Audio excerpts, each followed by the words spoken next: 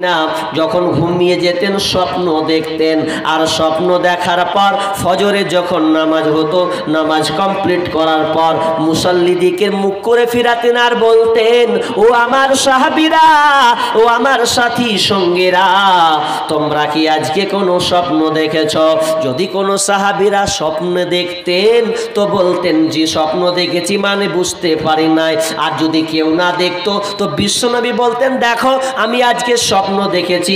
কত জাহান্নামের স্বপ্ন তিনি বর্ণনা করেছেন। তিনি দেখেছেন মেয়েরা সবচাইতে বেশি জাহান্নামে যাবে, এটাও তিনি বলে দিয়ে গেছেন। তো যা তিনি দেখেছেন তো ফেরে আপনার কি নাম সাহাবীদেরকে শোনাতেন। এবার ওই দিনকে বলছেন, ও আমার সঙ্গী সাথী সাহাবীরে, তোমরা কি আজকে কেউ স্বপ্ন দেখেছো?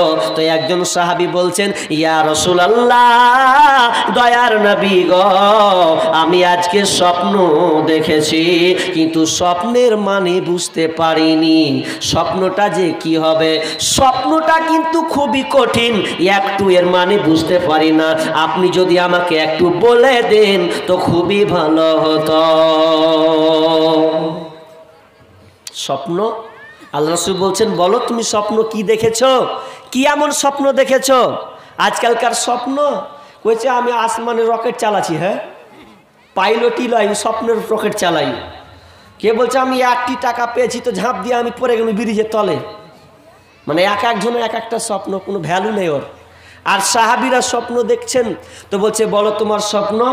এবার ওই সাহাবী শুরু করে দিয়েছেন, ইয়া রাসূলুল্লাহ, ও দয়ার নবী গো, আমি যখন ঘুমিয়ে গেলাম, ঘুমিয়ে যাওয়ার পর আমি একটা আশ্চর্য দৃশ্য দেখতে পেলাম।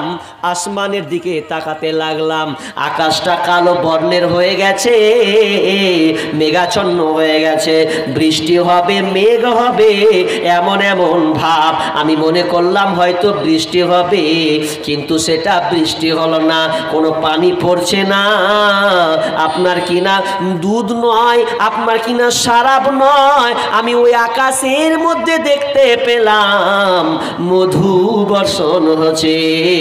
আমি মধু বর্ষণ দেখে আশ্চর্য হয়ে গেলাম। মানে মধু ওপর থেকে টপ টপ টপ টপ টপ টপ করে পড়ছে।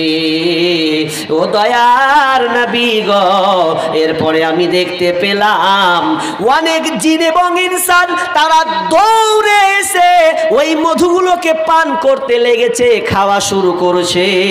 আমি কিছু লোককে দেখলাম, জিন ইনসানকে দেখলাম, তারা পেট ভরে খাওয়া শুরু করেছে, পেট সন্তুষ্ট করে তারা খেয়ে নিয়েছে। তারপরে আমি কিছু লোককে দেখতে পেলাম তারা সম্পূর্ণ খেতে পারল না, হালকা করে কিছুটা চিখলো, কিছুটা তারা খেলো। এরপরে আমি আর একটা দল দেখতে পেলাম, যেই দলটা ওরা পান করলো না, ফুল তো দূরের কথা হাফ পর্যন্ত খেলো না, তারা দাঁড়িয়ে দাঁড়িয়ে দাঁড়িয়ে দাঁড়িয়ে চেয়ে দেখলো। এরপরে দয়ার নবী গো, আমি আর একটা জিনিস দেখতে পেলাম, ওই আসমান থেকে একটা দড়ি ঝুলছে, আসমান থেকে নিয়ে দড়ি নিচে নেমে আছে। ওই দড়িটা কত শক্তিশালী, কত আপনার কিনা লম্বা শিল দড়ি। ওই দড়িটা আমি ফলো করলাম, একজন সুন্দরওয়ালা মানুষ প্রথমে ওই দড়িটা ধরে আসমানে চলে গেল। এরপরে আমি আর একটা লোককে দেখতে পেলাম, যেই লোকটা দড়ি ধরলো ও দড়ি ধরে আসমানে উঠে গেল। আর একজন 3 নম্বর ব্যক্তিকে দেখলাম, ও দড়ি ধরে উঠতে যাচ্ছিল, তো দড়িটা ধরে উঠতে যাবে কি লোকটা ছিঁড়ে পড়ে গেল। আর যেমন পড়ে যাওয়া, লোকটা খুব শক্তিশালী ছিল, মজবুতওয়ালা ছিল, ওই লোকটা দড়ির গিঁড়া বেঁধে দিয়ে লোকটা ওপরে উঠে গেল, আর আমার ঘুম ভেঙে গেল। এরকম স্বপ্ন দেখলাম, তো স্বপ্নের মানেটা আমি বুঝতে পারলাম না, এই হলো সেই হলো, তা আমি কিছুই বুঝতে পারলাম না। তো ইয়া রাসূলুল্লাহ, আপনি স্বপ্নের ব্যাখ্যাটা আপনি করে দেন না। আল্লাহ বলছে, ঠিক আছে, আমি তোমার স্বপ্নের ব্যাখ্যা করে দিচ্ছি।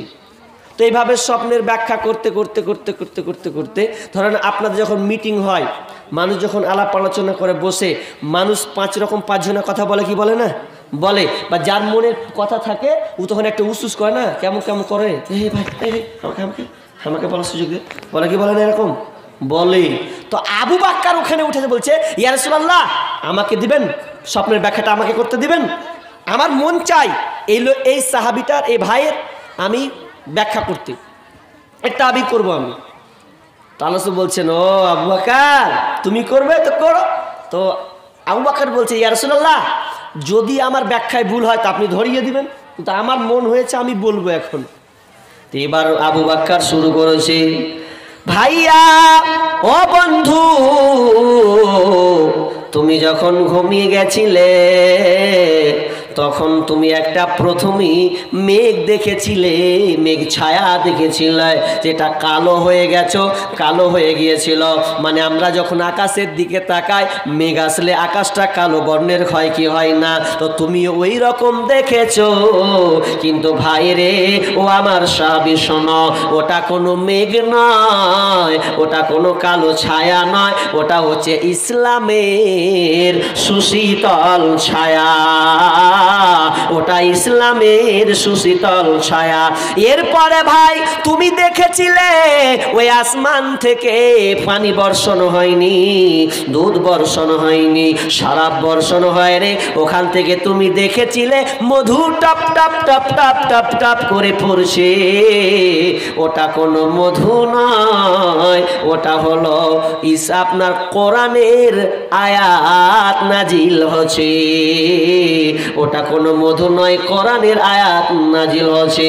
আর যখন কোরআনের আয়াত নাজিল হচ্ছে তুমি এর মধ্যে দেখেছিলে ডান দিক বাম দিক থেকে জিন এবং ইনসান তারা ছুটে এসে ওগুলো পান করতে লাগলো। তার মানে ওটা পান করা নয়, ওটা তারা আপনার কোনো আয়াতগুলোকে তারা দিলে ভরে নিচ্ছে। যারা ফুল ভলিউম যারা ফুল করে খেয়েছিল তার মানে ওরা দুনিয়াতে কোরআনের হাফিজ হবে, কোরআনের হাফিজা হবে, পূর্ণ কোরআন 30 পারাকে তারা বুকের সিনার মধ্যে ঢুকিয়ে নেবে। এরপরে তুমি দেখেছো ভাই রে অনেক লোক সম্পূর্ণ খায়নি, হালকা হালকা করে খেয়েছে। ওরা কারা শুনো, যারা দুনিয়াতে আপনার মুন্সি হবে, সূরা ইখলাস নাস ফালাক কাউসার ছোট ছোট সূরা মুখস্থ করেছে, ছোট ছোট সূরা মুখস্থ করবে, তার মানে ও বেশি খেতে পারেনি।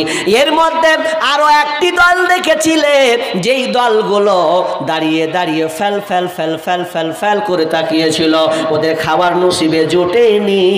তার মানে জেনে না ওরা দুনিয়াতে কোনো সূরা মুখস্থ করতে পারবে না, ওরা জাহেল মূর্খ হয়ে থাকবে, এরা নাদান হয়ে থাকবে, এরা মুখস্থ করতে পারবে না। এরে ভাই এরপরে এতগুলো দেখলে, দেখার পর তুমি রশি দেখেছিলে আসমান থেকে একটা দড়ি ঝুলছিল, ওটা কোনো দড়ি নয়, ওটা শুনে লাও কি রে, ওটা হচ্ছে ইহদিনাস সিরাতাল মুস্তাকিম, ওটা হচ্ছে হেদায়েতের রাস্তা, সোজা পথের রাস্তা।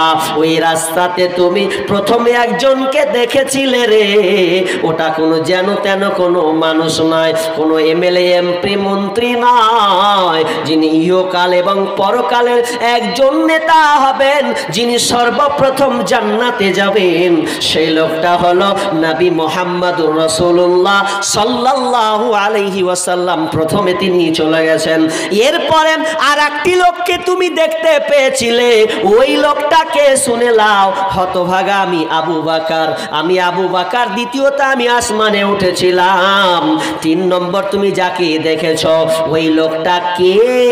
ওই লোকটা যেমন তেমন লোক নয়, ওই লোকটা হবে আমিরুল মুমিনিন ওমর বিন খাত্তাব রাদিয়াল্লাহু তাআলা আনহু, যিনি যখন দড়িটা ধরে উঠতে যাচ্ছিলেন তো দড়িটা দেখেছিল ছিঁড়ে গেছিল, ওটা দড়ি ছিঁড়া নয়, ওকে দুনিয়াতে শহীদ করা হবে, তাকে হত্যা করবে, কাফেররা তাকে টার্গেট করে মারবে, দুনিয়াতে শহীদ করে দেবে, এই জন্য দড়িটা ছিঁড়ে গেছিল।